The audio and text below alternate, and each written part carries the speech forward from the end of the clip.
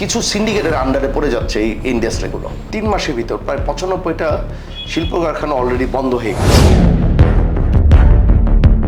বেকারত্ব বেড়ে গেছে। নির্বাচিত সরকার আসলে আপনার এই সমস্যাটা সমাধান হয়ে যাবে। আসলে একটা শিল্প হলো একটা অনেক মানুষকে নিয়ে তৈরি একটা জিনিস।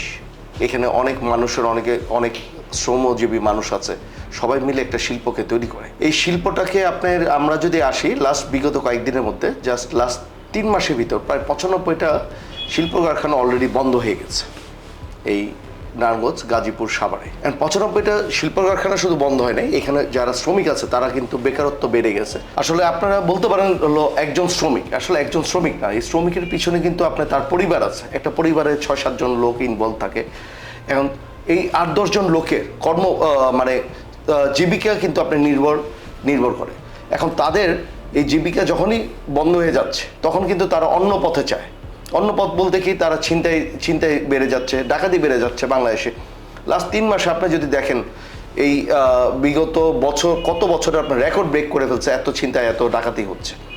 আসলে গভর্নমেন্টের উচিত হলো যে এই ইন্ডাস্ট্রিগুলিকে বাঁচায় রাখার জন্য আপনার বিভিন্ন পদক্ষেপ, যেমন আমাদের গ্যাসের বিলটা এত বাড়াই দিয়েছে যেটাতে আপনি ইন্ডাস্ট্রি চালিয়ে এখন এই কম্পিটিশন মার্কেটে টিকে রাখাটা কিন্তু মুশকিল হয়ে যাচ্ছে। বিদ্যুৎ বিল বলেন, গ্যাসের বিল বলেন, পরিবেশের অধিদপ্তরের বিভিন্ন সমস্যা দেখাচ্ছে, বিভিন্ন জিনিস করে আপনার আমাদের শিল্পগুলিকে নষ্ট করার চেষ্টা করছে।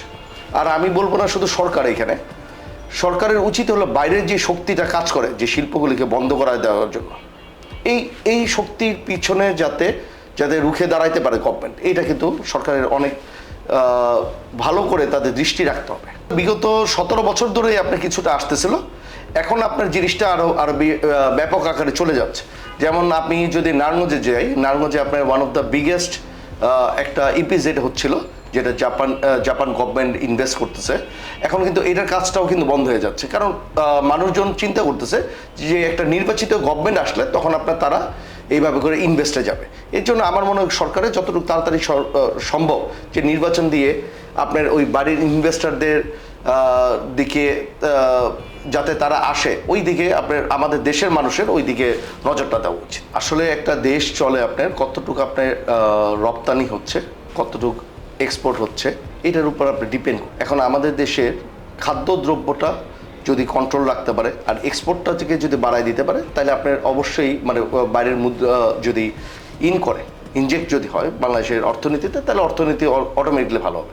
এর জন্য আপনার আমি বলবো না শুধু যারা কাজ করছে, যারা বাইরে যারা শ্রমজীবী মানুষ যারা আছে, তারা কিন্তু প্রচুর অর্থ কিন্তু বাংলাদেশে পাঠাচ্ছে, তাদের দিকেও কিন্তু আমাদের নজর রাখতে হবে।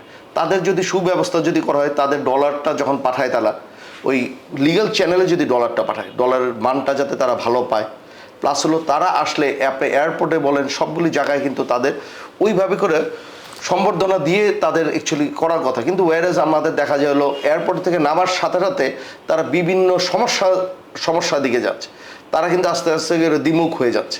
আরেকটা জিনিস আসেন, আপনি একটা মানুষ তার ঘর বাড়ি বিক্রি করে কত কষ্ট করে সে বাইরে যাওয়ার জন্য সে চেষ্টা করে, সে মাসে যাই টাকা কামায় সে কোনো মতে তার চলার টাকাটা রেখে বাকি টাকাটাকে সে কিন্তু বাংলাদেশেই পাঠিয়ে দেয়। এখন এই ধরনের মানুষকে যাতে কোনো ফ্রডের আন্ডারে না পড়ে, আমাদের এই দিকে দৃষ্টি রাখতে হবে। আরেকটা জিনিস হলো আপনার যেই শিল্প ব্যবস্থাটা আমি যদি অর্থনীতির যদি কথা বলি, এটা হলো বাইরের টাকা আসার জন্য। আর শিল্প ব্যবস্থাটা অ্যাকচুয়ালি আপনার গভর্নমেন্টের অনেক ফ্রি হতে হবে ব্যবসায়িকদের সাথে। ফ্রিটা কোন দিকে, যে ব্যবসায়িকদের আসলে ডিমান্ড কি, ব্যবসায়ীদের ডিমান্ড কিন্তু বেশি না, আইন শৃঙ্খলা ঠিক থাকতে হবে, আপনার গভর্নমেন্ট ফেসিলিটিসগুলি বাড়ায় দিতে হবে। যে আজকে একটা জিনিস আমি ইম্পোর্ট করার জন্য আমি একটা তুলার জন্য একটা এলসি খুললাম, এখন দেখা যাচ্ছিল এখানে যতটুকু যে কয়টা ব্যাংকে ঘোরা লাগে অথবা যা করা লাগে এগুলি করে টোরে আসলে সময়ও চলে যায়, ইভেন প্রাইসও বেড়ে যায়, ডলার প্রাইসও বেড়ে যাচ্ছে। এই কারণে আপনার অনেকে শিল্প থেকে সরে যাচ্ছে। এখন শিল্প থেকে যদি সরে যায়, আলটিমেটলি এই দেশের টোটাল অর্থনীতিতে কিন্তু চাপটা পড়ে যাচ্ছে। আরেকটা হলো গভর্নমেন্টের যদি বেকার ভাতা যদি দিত, তাহলে সরকার বুঝতো যে ইন্ডাস্ট্রি কতটুকু দরকার।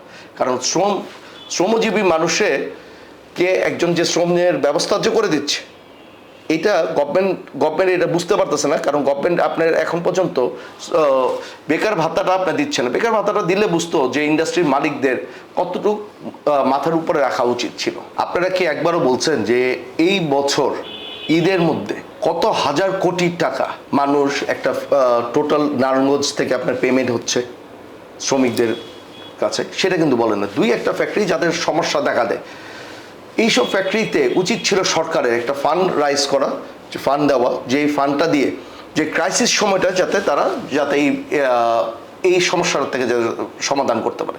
কিন্তু জিনিসটা আমরা যদি বলতাম যে মানুষকে যে এত হাজার কোটি টাকা এইবার ঈদ বোনাস দিচ্ছে ইভেন শ্রমজীবী মানুষের জন্য, তাহলে আপনার কিন্তু মানুষজন কিন্তু বুঝতো যে একটা ইন্ডাস্ট্রি অ্যাকচুয়ালি কতটুকু আপনার এই দেশের জন্য সাপোর্ট দিচ্ছে। বাংলাদেশ অলরেডি একটা এস্টাবলিশড একটা মানে আপনার গার্মেন্টস ইন্ডাস্ট্রির জন্য বাংলাদেশ অলরেডি একটা খুব ভালো পর্যায়ে আছে। এখান থেকে আসলে হঠাৎ করে কেউ যদি বলে যে নিয়ে যাবে অন্য কোনো দেশে, আসলে এটা সম্ভব না। অন্যান্য দেশ অনেক সময় চেষ্টা করে বাংলাদেশের শ্রমিক আন্দোলনের মাধ্যমে অথবা সেগুলির মাধ্যমে, অ্যাকচুয়ালি এটা আসলে সাকসেসফুল হচ্ছে না। কারণ বাংলাদেশের মানুষ সে যেই রেটটা দিতে পারে, আমি বলবো না এটা মিনিমাম রেট, তখন তাদের সামান্য কিছু মার্জিন রেখেই তারা কাজটা করে। ইভেন বাংলাদেশের কোয়ালিটি ওয়াইজে কিন্তু ধীরে ধীরে কিন্তু ভালো করতেছে। আপনি যদি আসেন বাইরের কিন্তু বিভিন্ন দেশের বড় বড় ব্র্যান্ডও কিন্তু বাংলাদেশে চলে আসছে, তারা কাজ করাচ্ছে বাংলাদেশের সাথে। ইভেন এটার বাজার কিন্তু আপনার বেড়ে যাচ্ছে। কিন্তু আমাদের উচিতটা হলো যে এখন তারা যাতে এখানে থেকে আরেকটু যাতে কমফোর্টেবল ফিল করে, ইভেন গভর্নমেন্ট মানে এরা যাতে ঠিক টাইম মতো যাতে এক্সপোর্টটা করতে পারে, যেমন চিটাগাং পোর্ট বলেন, অন্যান্য যেই সব জিনিস বলেন, এই জিনিসগুলিকে ঠিক করে দিলে বাংলাদেশে অটোমেটিকলি আপনার এটার বাজার আরও বেড়ে যাবে। আসলে সিন্ডিকেটের কবলে আমি জাস্ট একটা সেক্টরের কথা বলি, আপনার যেমন ফ্লাওয়ার মিল, আমার নারায়ণগঞ্জে ছিল প্রায় 150-র কাছাকাছি ফ্লাওয়ার মিল, এখন এটা চলে আসছে প্রায় 30-40টা মতো আছে, বাকিগুলি কিন্তু বন্ধ হয়ে যাচ্ছে। কারণ কি, আপনার কিছু সিন্ডিকেটের আন্ডারে পড়ে যাচ্ছে এই ইন্ডাস্ট্রিগুলো। এই সিন্ডিকেটের জন্য বাংলাদেশে যেই একটা সমস্যা দেখা দিচ্ছে, ইভেন তারা আপনার মাল ধরেন রোজার সময় তারা মাল কিনে স্টক করে রাখতেছে, বিভিন্ন কলকারখানা যাতে বন্ধ হয়ে যায় সেই দিকে তারা ট্রাই করে।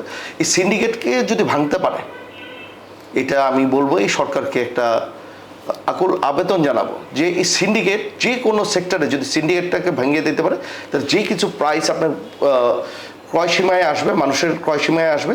আর সেকেন্ড হলো, এখানে অনেক ইন্ডাস্ট্রি আস্তে আস্তে করে গ্রো হয়ে যাবে। বাংলাদেশের মানুষজন সবাই চায় হলো একটা গণতন্ত্র সরকার আসার জন্য। এখন এটা যেই গভর্নমেন্টই আসুক, কিন্তু একটা গণতন্ত্র সরকার আসলে সবাই কমফোর্টেবল ফিল করবে। কারণ এখনকার যে গভর্নমেন্ট আছে, গভর্নমেন্ট আমি বলবো না খারাপ করতেছে, তারা ভালোই করতেছে, কিন্তু মানুষজন এখন ওয়েট করতেছে আপনার নির্বাচিত একটা সরকারের জন্য।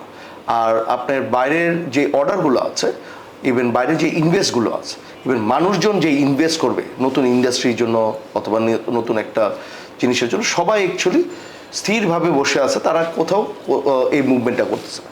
তবে আশা করি আমি নির্বাচিত সরকার আসলে আপনার এই সমস্যাটা সমাধান হয়ে যাবে। তবে আপনার ইদানিংকালে দেখা যাচ্ছে যেভাবে করে ইন্ডাস্ট্রি বন্ধ হয়ে যাচ্ছে, যেমন 3 মাসের ডাটাতেই প্রায় 95টা ইন্ডাস্ট্রি বন্ধ হয়ে গেছে। এটা হলো আমাদের পরিসংখ্যা অনুযায়ী, আরও আমাদের পরিসংখ্যার বাইরে আরও অনেক ইন্ডাস্ট্রি বলেন, অনেক দোকানপাট বলেন, সব কিছু বন্ধের পথে চলে যাচ্ছে। এতে আমার মনে হয় ওভারকাম করার জন্য আমাদের একটা সার্বিক ওয়েতে ভালো করে চিন্তা করে আমাদের ড্রাইভ দেওয়া উচিত এই দেশকে সামনে বাড়ানোর জন্য।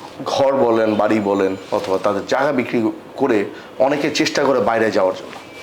এখন তারা অনেক সময় অনেক ফ্রডের পাল্লায় পড়ে, অনেক সময় তারা ভালো কোনো এজেন্সির মাধ্যমে তারা যাচ্ছে। প্রথমত সরকারের উচিত হলো যে এরা এই ফ্রড এজেন্সিগুলি আছে, এই এজেন্সিগুলিকে ভালো একটা শাস্তির আওতায় আনার জন্য। কারণ এই শ্রমজীবী মানুষগুলো খুব কষ্ট করে কিন্তু তারা যাওয়ার চেষ্টা করে।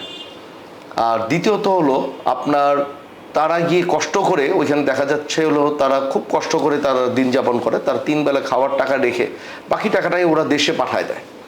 এটা কিন্তু দেশের জন্য একটা বিশাল বড় ব্লেসিং। কিন্তু দুঃখের বিষয় হলো আমরা কিন্তু ওদের এইভাবে করে আপন করে নিতে পারি। ওরা যখন একটা এয়ারপোর্ট থেকে যখন নামে, তখন আমি দেখি তাদের ওইভাবে করে সম্মান দেওয়া হচ্ছে না। এয়ারপোর্ট থেকে যখন তারা তাদের বাড়িতে যাচ্ছে, বিভিন্ন সময় তারা ছিনতাই কবলে পড়তেছে, ডাকাতির কবলে পড়তেছে।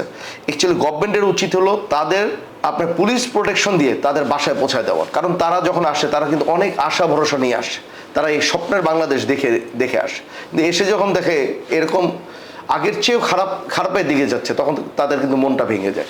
আমি আশা করব এই প্রবাসী বাংলাদেশি যারা আছে তাদেরকে সম্মান দিয়ে আমরা যাতে সবসময় চলতে পারি। অ্যাকচুয়ালি নারায়ণগঞ্জ হলো একটা শিল্পনগরী এলাকা।